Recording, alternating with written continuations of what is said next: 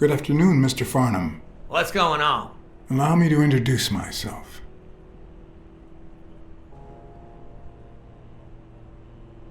I'm John Blackmore, director of the Balford Hotel. We'd like to make our distinguished guests feel welcome. Please accept this small token of our appreciation. Oh, sure. I was fixing to leave, but I guess them monuments ain't going anywhere. Well, come on in then. Getting in Farnham's room was easy. Earning his trust was another story. But I always have an ace up my sleeve. Blackmore? You okay, partner? The best way to earn someone's trust is to make them believe they've earned yours. And sometimes, the best way to fake it is to tell the truth. I don't know where to begin. Since I got back from the war, I haven't been the same. Sorry to hear that, son. You should have paid somebody to go in your place, like I did. The poor bastard didn't have a pot to piss in, so he done a fair deal. Till he went off and got himself killed.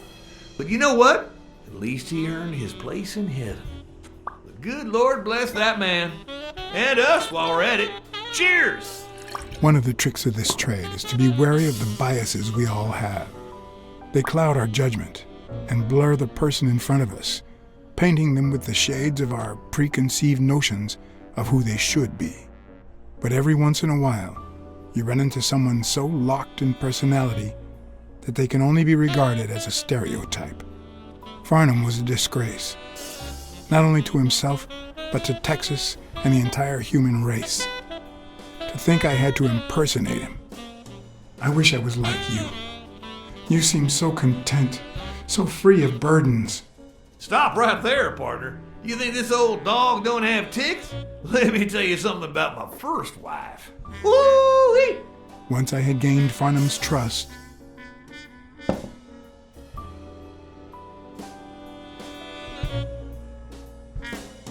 the hard part was deciding what I needed to know to become him and not get myself killed.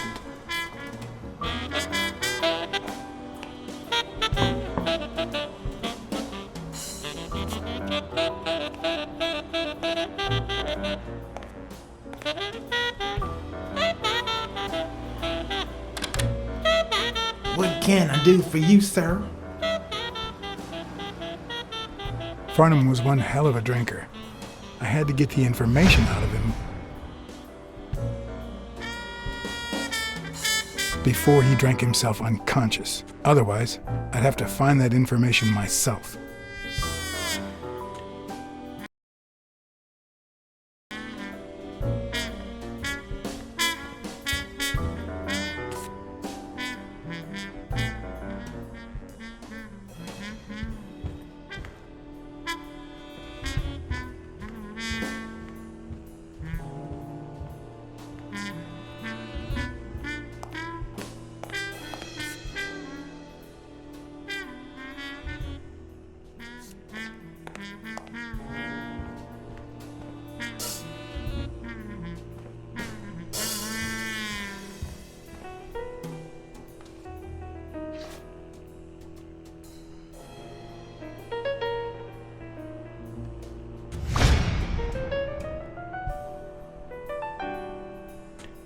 Yes, I got a Vietnamese shave last night. No, please, come in. Of course, I remember you. Take a seat.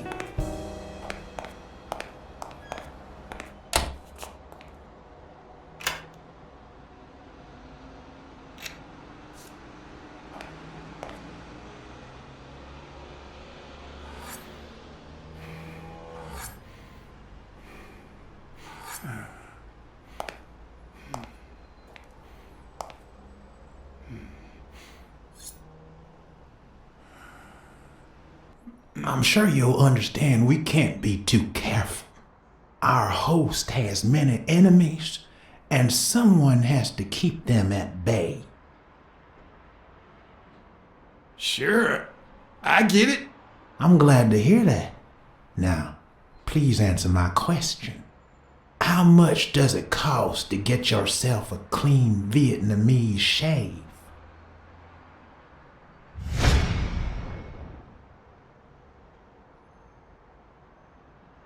And then, sure enough, Booth put the nail on the coffin of my first marriage. You know, the wife that caught me cheating with the maid. My second marriage, too. You know what I did to her daddy? Same old with several mistresses. So I decided to stick to my guns and only deal with hookers. Even if I did end up marrying some. I feel you, Mr. Farnham. So I'm going to be honest with you. There's a boxer who has it in for me, and I don't know who to turn to. What I wouldn't pay to get rid of that bastard. Well, you just found yourself a pot of gold, Blymore. I'm playing poker with a boxing hotshot this very night. Really? Any chance I could get in? Ooh, I doubt it, boy. I paid 10 years worth of your salary fixing to play that game, and that's no more than petty cash to me. Petty cash, to be honest. I asked you how much. Of course, they gave me my receipts. These things I am, boy. Wait, I'll show you. I got it somewhere. Just a sec. I'll get it. I just put it over.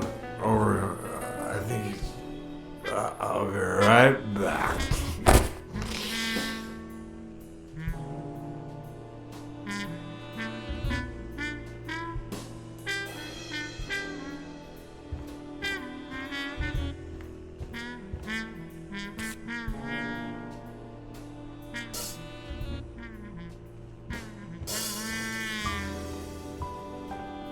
Ding Dong? Interesting name for a town.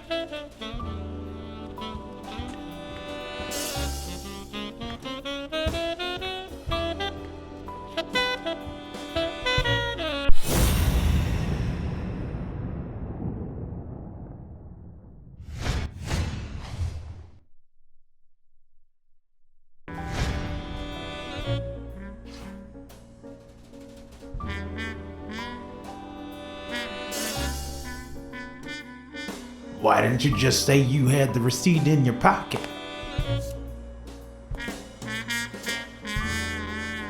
I'm almost certain, but tell me, who told you to come to this barber shop? Let me tell you a little secret about my first wife, sonny boy. When I met that woman, she had no manners, no money, no... Who in the hell?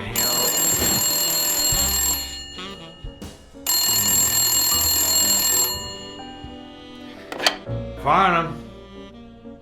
My God, if it ain't the hero of the day.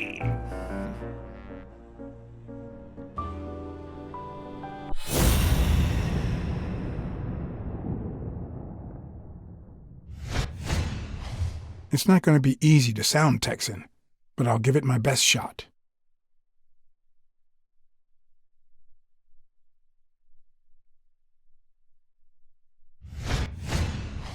Nothing says Texan like a cowboy hat.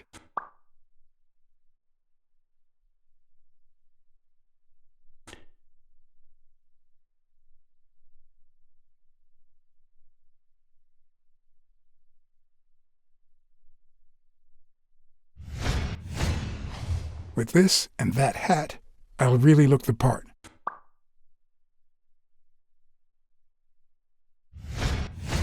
I probably don't need to imitate his gestures during the game, I'll be there. but it certainly wouldn't hurt to try. Knowing Farnham, the owner of this Yes, bra sir. only came here for business.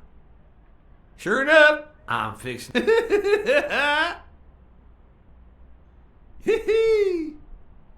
Boxing at the Grand, I'll be damned.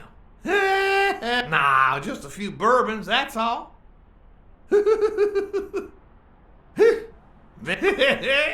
Anyway, Kenny, thanks for fixing the game with Cassidy. God bless you, brother.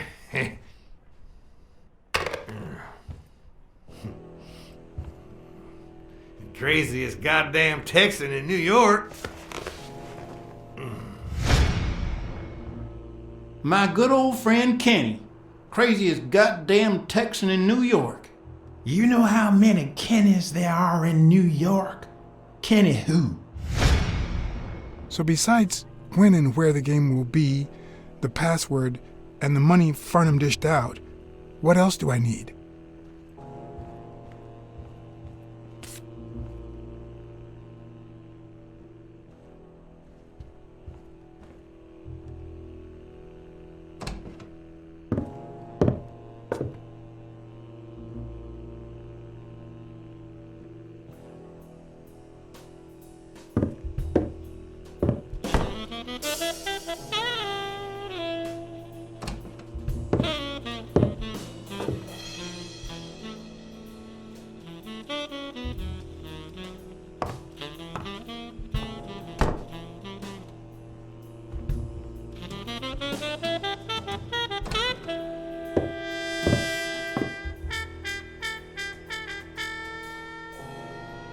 Luckily, there was only one Kinney in Farnham's address book, Kinney Eats, residing at...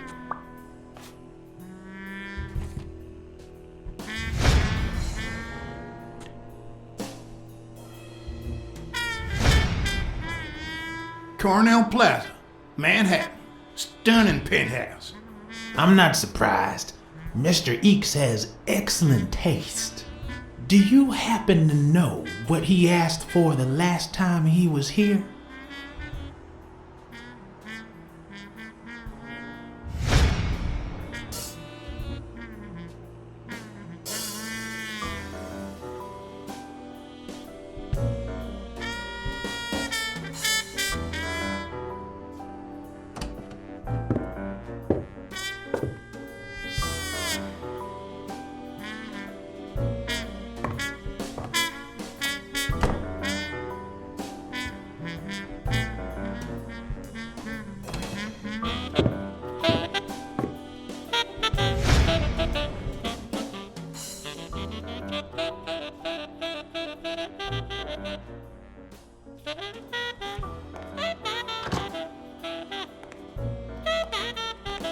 Don't tell me, Billy Bob. This here is my new friend Father. Am I right?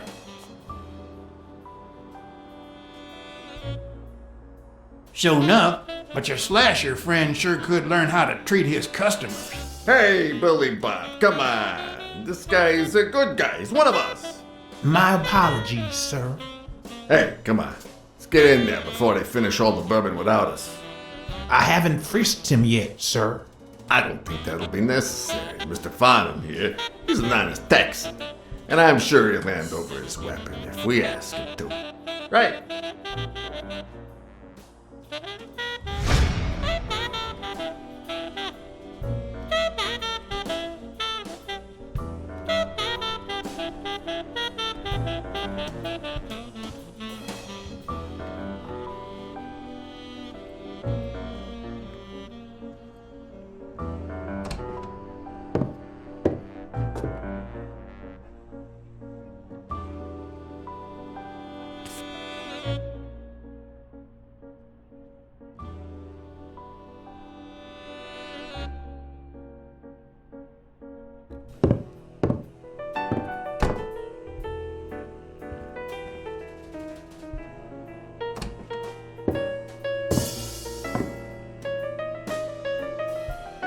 No matter how superficial someone may seem, there's always a way to win their heart.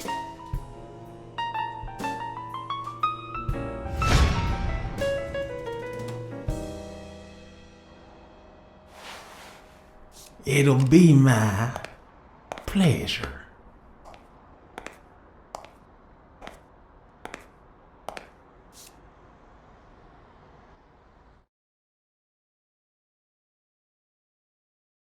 Welcome, gentlemen. Chips are on the table and guns are in the safe. Now, we got a lovely night of poker ahead of us full of smoking and bourbon. So let's get started. Take a seat, Mr. Farnham. Let me introduce you. To my right, wearing gray boxers and weighing in at 140 pounds, The owner of Pink Vice, the largest meat market in all of Manhattan. In other words, a real son of a bitch. No offense to the women he exploits. Our reigning champion, Oswald Quince. A title I aim to keep, provided our new contender here doesn't interfere.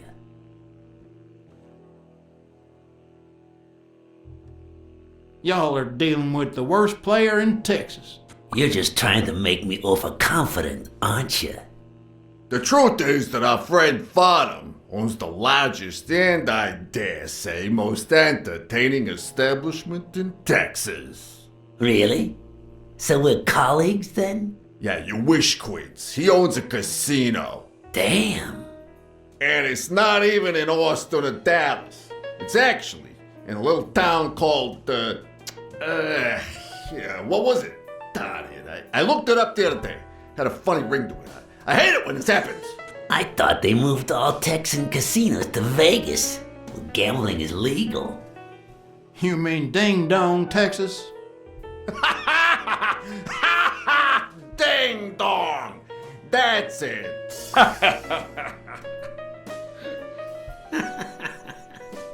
Who'd ever think of a name like that?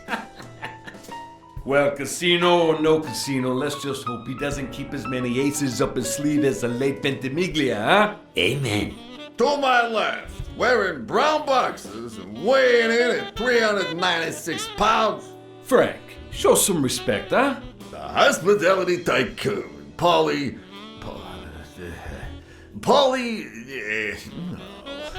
Tycoon. I just own a small bar with pool tables. Clients drink close to nothing and play even less, but certain business transactions just couldn't happen anywhere else. Damn it, Polly. Why don't I know your last name? Because they took it away from me. You have no idea how good my ex-wife's lawyer is. Women, they even take our damn names.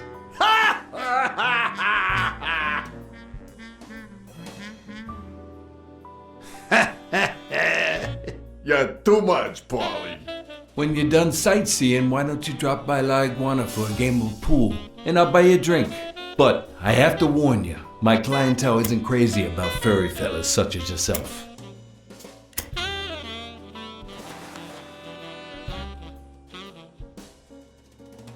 Thanks. I love me some pool. Perfect. It'll be my pleasure. You're looking to start your own pool business, Farnham? This guy here wants to start a boxing association in Texas. Guess who he's turning to for advice? To be honest, several things got me worried, so I'd be much obliged for any counseling. So, what worries you? Homicidal boxers like Bobby Yale. Ha! That's some piece of news, huh? Hey, I don't know if he did it, but the real problem is that the fight against my champ Stone might not even frickin' happen. The good news is that I've almost convinced the governor to let him out of prison on the day of the fight. Under police escort, that is. I bet you the audience gets a kick out of that. Billy Ma, bring out the bourbon. We're drying up here. I'll deal with a fresh deck, of course. We respect traditions in this establishment. Poker is as boring as it is simple. All you need to do is read people's faces. And even the worst detective has that trick up his sleeve. The real issue is knowing what to play for when there's much more than just money at stake.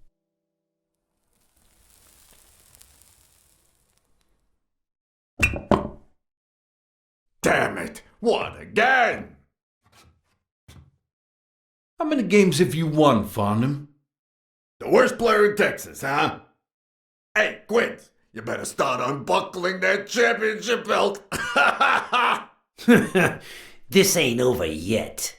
Mark my words. Farnham will be calling his wife before the night is over. Ha! Oh, hey, by the way, did you guys hear about Kenny's wife? Pretty tragic, huh? What happened? Oh, plain bad luck. Hey, but Farnham, I'm sure you know more about it than I do.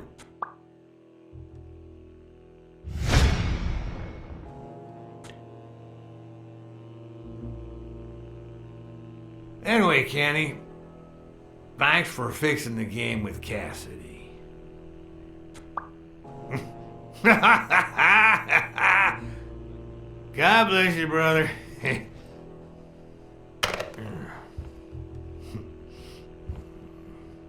craziest goddamn Texan in New York.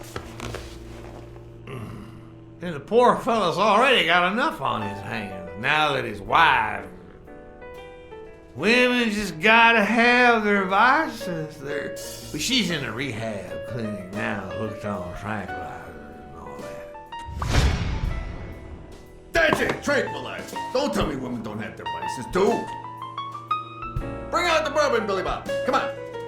Give me the bourbon. Maybe I spoke too soon when I said that poker is easy for a good detective. Let's just say it's relatively simple. There's always someone ready to surprise you, relatively speaking. Well, I'll be damned. I don't believe this. What happened, Farnham? Beginner's luck doesn't last forever, and that's when the real champ comes in. I hope you're ready to lose it all, my friend. Poor Farnham. Came looking to make big bucks in the city with his boxing, and he's gonna lose it all with poker.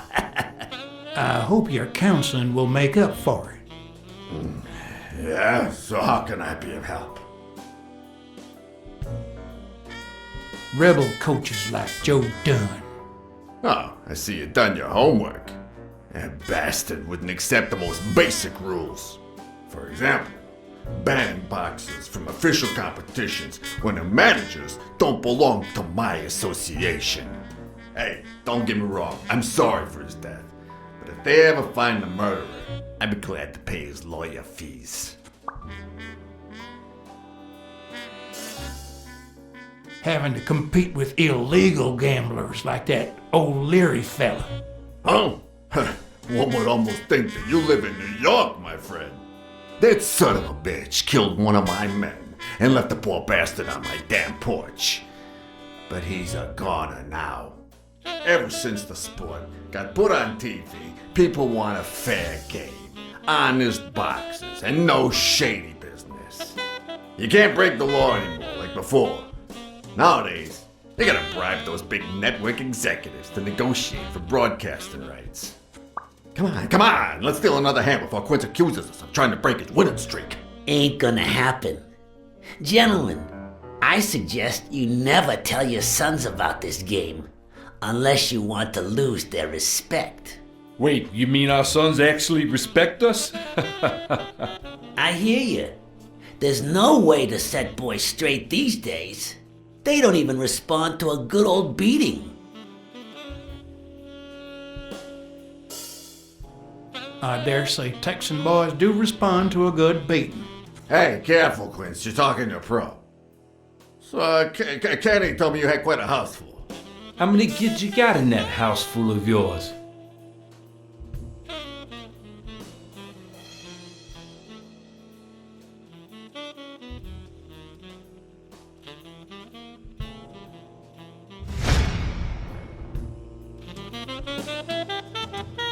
No, that son of a bitch was about to choke on his own vomit.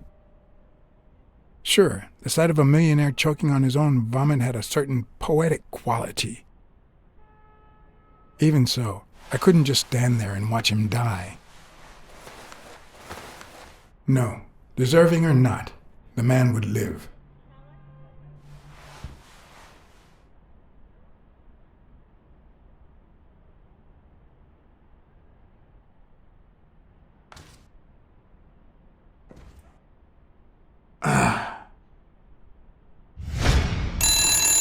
Six, well, that's something. I don't know how you deal with all of them. All boys? Does it have to be now? Oh, never let Quince near one of your daughters. Come on, Folly. Children are sacred. I won't lay Cassidy. a finger on them until they're 12. After that, well... let's just say... some men have needs that can only be met by a young girl that age. if you know what I mean. Are you all right, Farnham?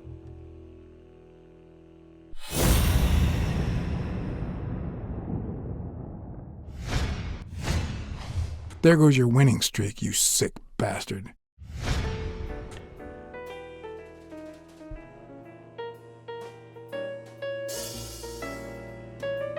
Sooner or later, the police are gonna bust your ass. Quince. What the hell are you talking about? I bet you're as bad at hiding those poor girls as you are at keeping that ace up your sleeve. What? You lying piece of shit. Quince! Don't believe a word he's saying, Frank.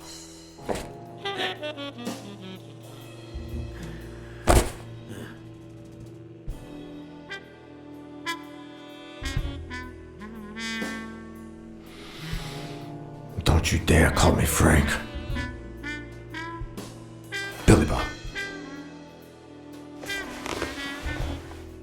It's 500 more.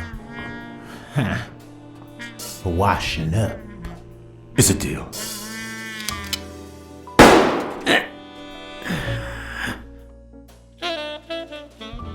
A good call, Flan. I owe you one. Please, take that flying scumbag's tokens. And mine too, if you want them. I'm feeling generous. Hey, turns out the governor accepted my suggestion to let Bobby yell out of prison on the day of the fight. Hey, this is turning out to be the perfect night. If you decide to go ahead with your new venture, call me, Farnham. Your behavior at last night's game was utterly insulting.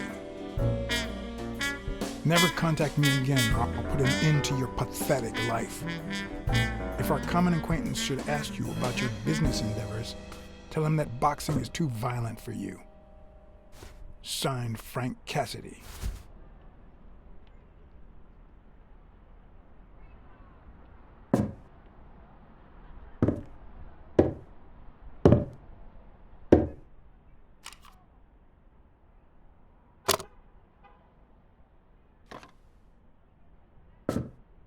My own tracks would be covered the following morning when Cassidy read this note from Farnham. Dear Mr. Cassidy, although I'm grateful for your kind help, last night's game made me realize that boxing is just too violent for a peaceful Texan like myself. I have decided to invest elsewhere. Yours sincerely, Howard M. Farnham II.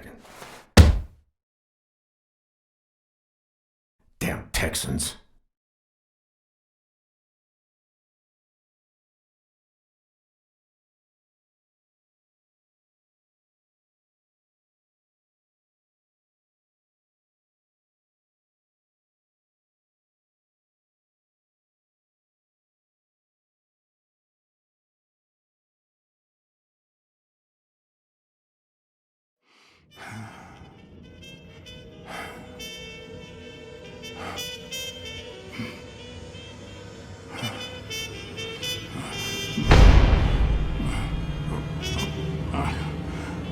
As for me, it was the first time in days that I had gone to bed without my daily baby.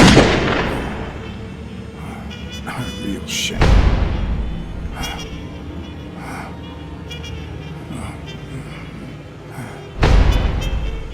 Nothing like a bruised body to help you to sleep like a baby.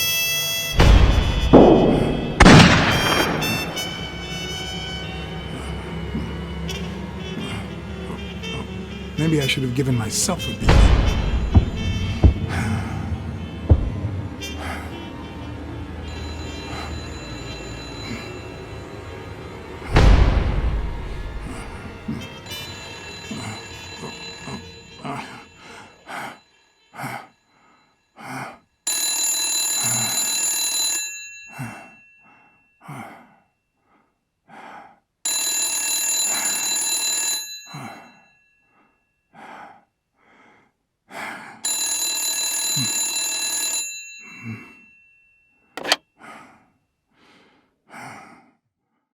Blacksad. Finally, I need need you at the gym. Now, please.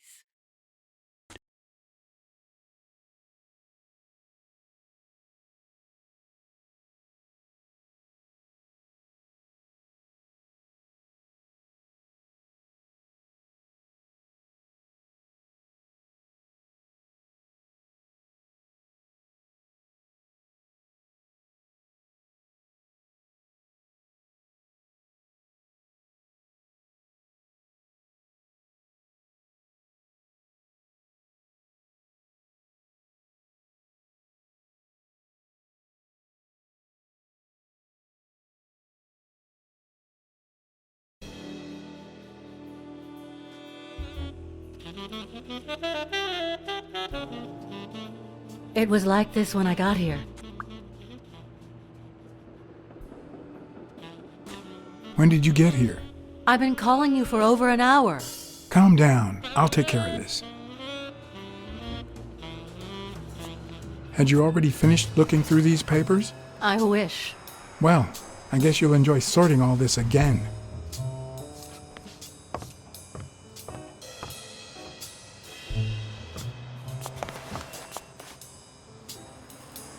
What are you doing? Do you like sardines? Excuse me? Do you like sardines? Ugh.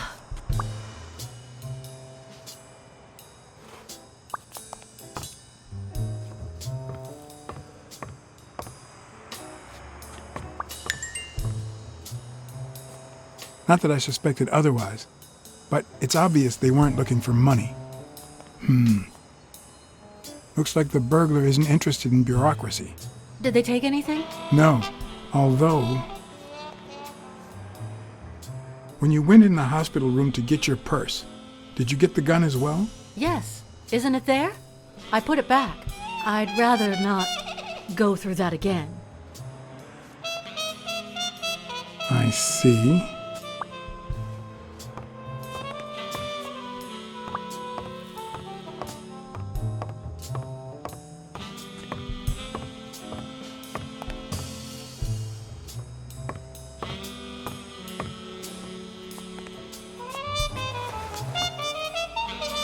Bingo.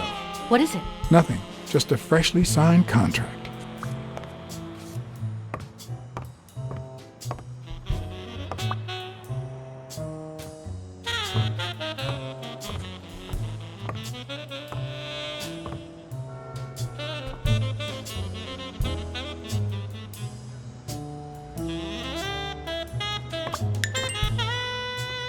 Is this yours? I think it belongs to the new cleaning lady. Mary just wasn't working out, so she left. Clarice Freeman? Yes. You think she did this?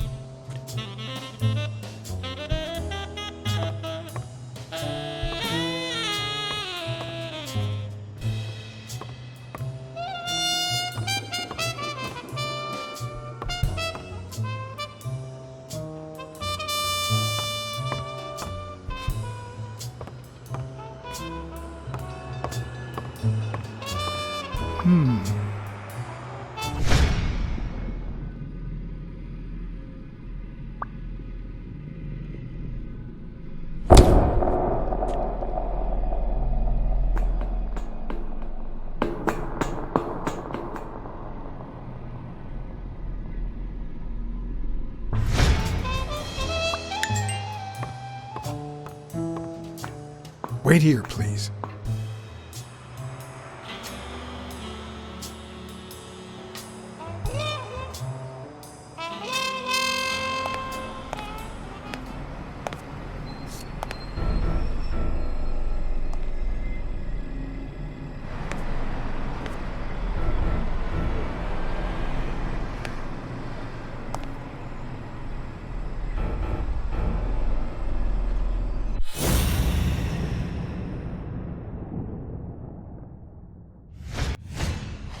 Could be a knife wound.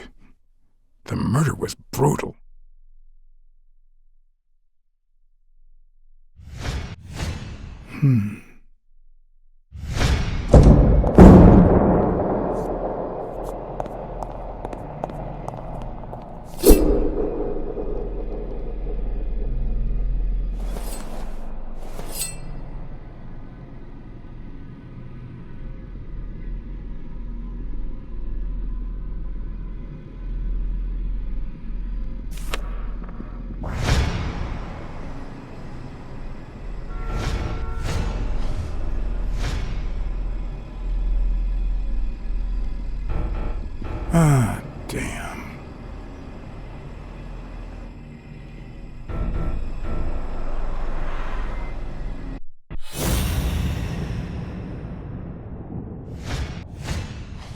I can just picture her saying, "Honey, I found a job.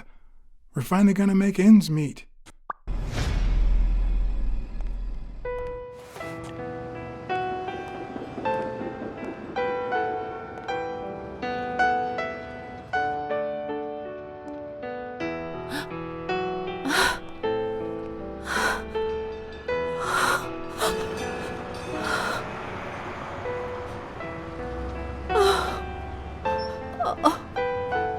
I want you to call the police, Sonia, and then go straight to a friend's house. Don't even think about going home, and definitely don't come back here. I'm staying at a friend's house. I haven't even set foot in my father's place yet.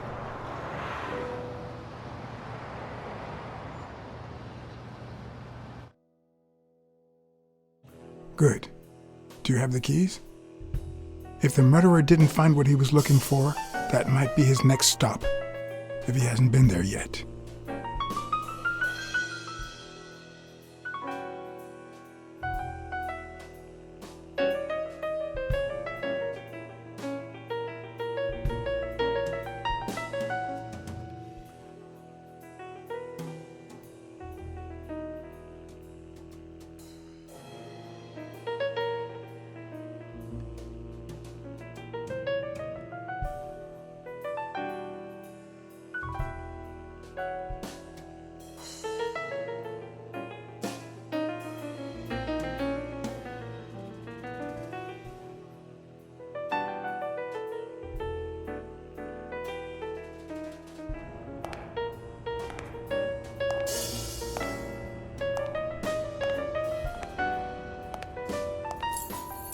For once I had the keys to the place, which meant I wouldn't have to use my lockpicks or...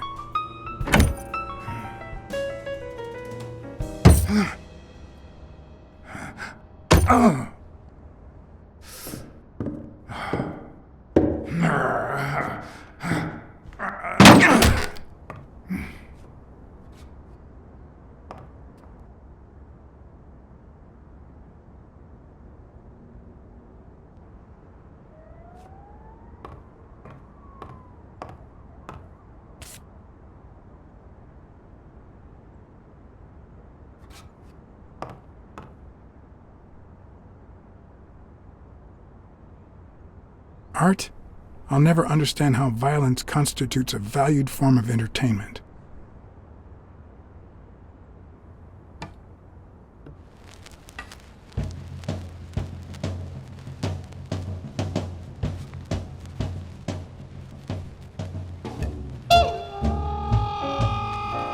Look at that. The guy sure had good taste.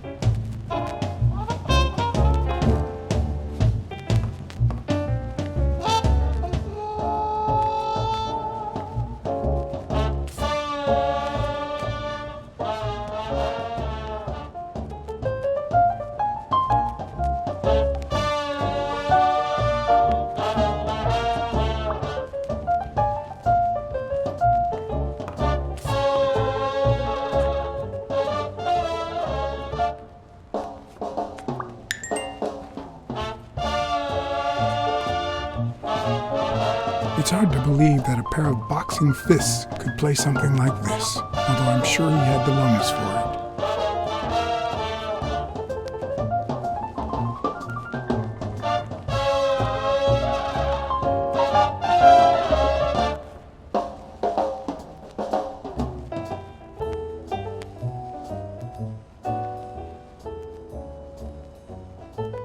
Wasn't Dunn's nickname the Quiet Lynx? I'd swear I saw that on a poster at the gym.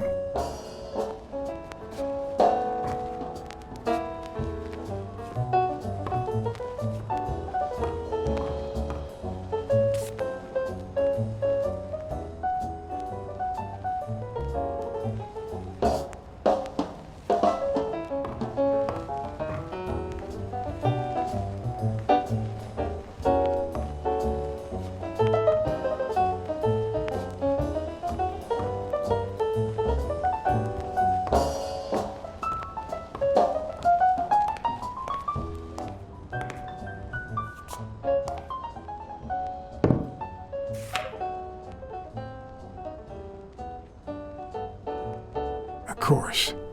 Now I see how Dunn bought the apartment he was going to share with Mary. This place has to be empty in 2 weeks for the new owners. I wonder if Sonia knows about this.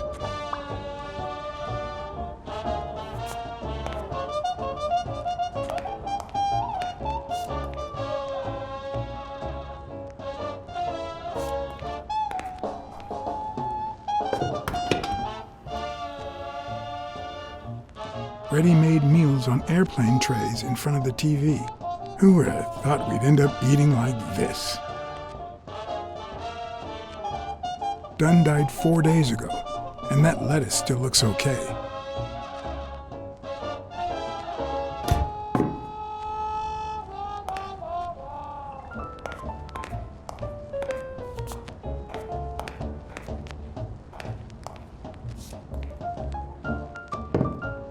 Sardines. It's been open for a few hours.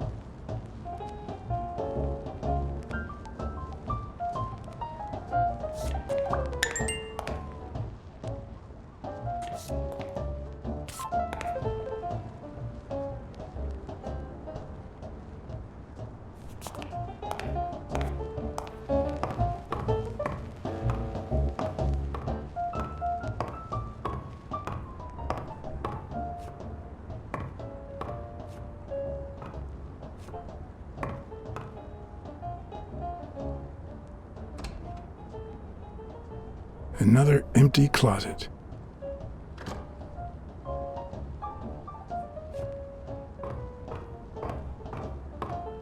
You still looked at her every morning, so many years later, with a new love? Maybe we don't need to forget. Maybe pain just transforms into, I don't know, something.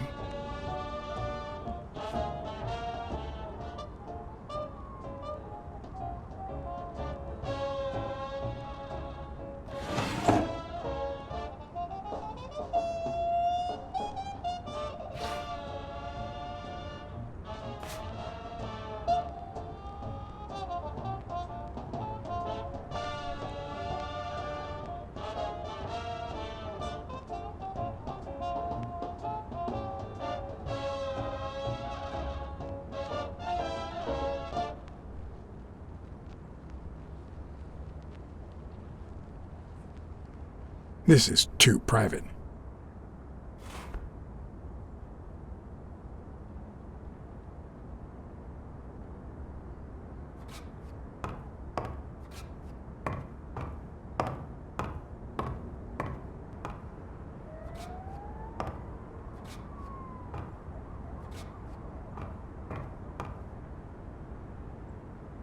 Is this how he got in?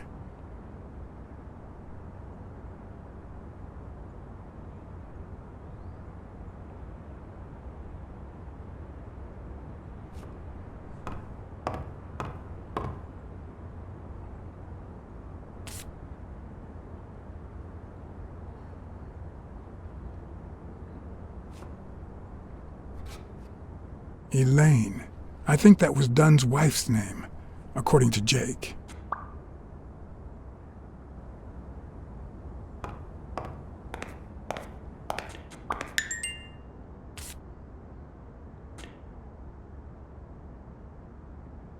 Wow.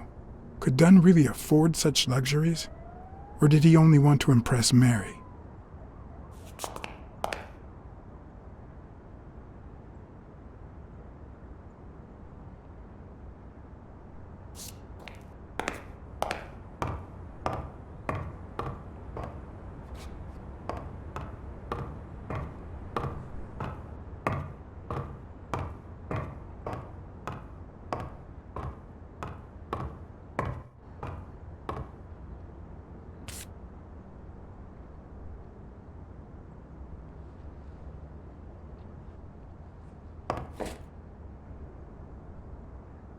What's this doing here?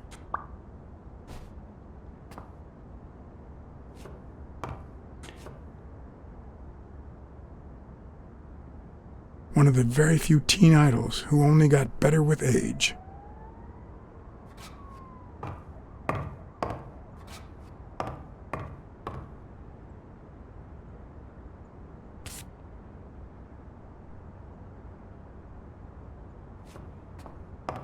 Could this be the origin of Sonia's interest in business management?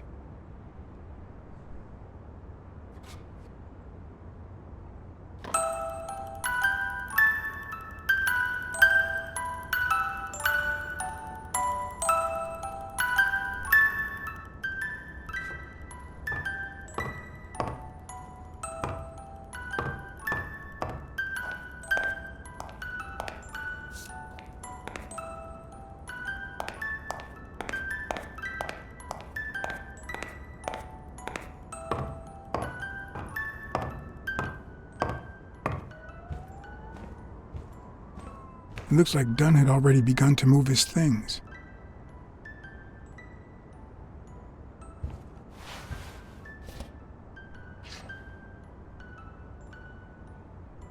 Dunn? Thorpe? No idea. And these two, they look familiar.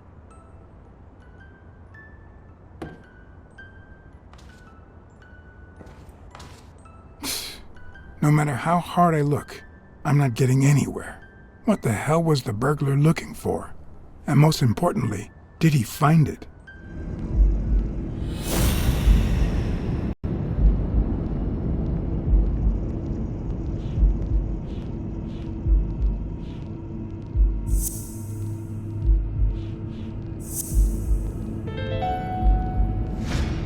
It's pretty clear that the burglar came by the house before heading to the gym, which means he probably didn't find what he was looking for in here. I need to talk with Sonia, and maybe with her uncle Tim.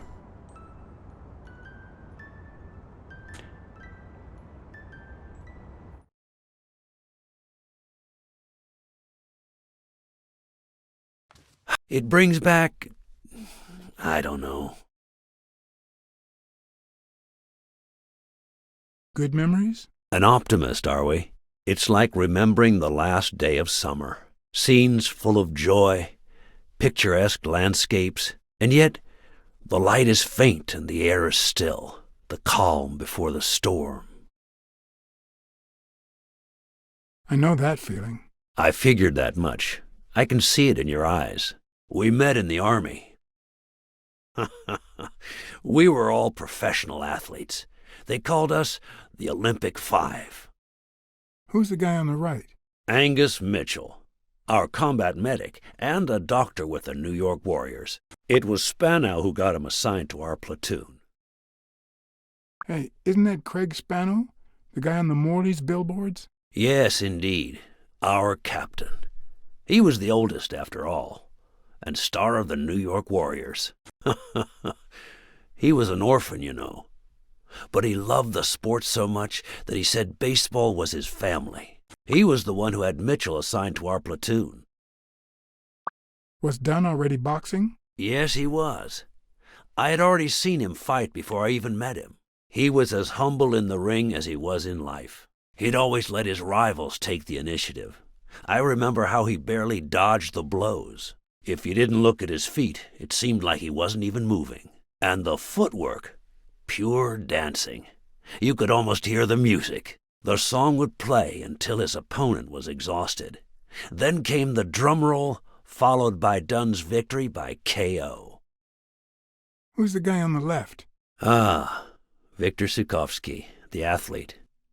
You've probably heard of his medals. What about you? I had just signed with the Milestones. I hadn't even played my first game, but people said I had a bright future ahead of me. And you did. The cop at the hospital sure seemed happy to be the proud owner of a Tim Ironarm Thorpe autograph. Who would have thought that I'd end up becoming Tim Iron Legs Thorpe? What happened? I fought the Nazis for 2 years, up there in the sky, over Europe. And I never set foot in a field hospital. 3 years later, I crossed the street without looking. And look at me now. What happened to all of them? Zukovsky died the same day they injured Dunn. Dunn received an honorable discharge and came home. He quit boxing and opened his gym. Mitchell was redeployed to a field hospital. Spano and I continued in the same unit, but nothing was ever the same. You see what I meant with the last day of summer. And after the war, well, who the hell cares? I do. What happened to Mitchell after the war? Mitchell? Who knows? We lost touch. I hope he's doing well. I think I saw Mitchell not too long ago, but I can't remember where. Seriously? Please try to remember. I'd love to hear from him again. I'll do my best. What happened to Spano? Well, you've seen the billboards. He made it big time. When I was forced to retire, I got him some advertising deals. That's how I founded this agency. But then, something happened to him. He became sullen. He fell out of shape, and slowly but surely lost touch with reality. He withdrew from public life and broke off our friendship. Haven't heard from him in, 3 years? And believe me, I've tried to contact him. You think Spano might have been involved in Dunn's death? Spano? No way. He and Dunn were always... Well, Spano's changed so much that it's hard to say. Allow me to double your wage. You have to find the murderer. Maybe Dunn stayed in touch with Mitchell or Spano. Maybe even with both. But he never told me anything. Maybe Sonia knows. I doubt it. But that's not the only question I've got for her. May I?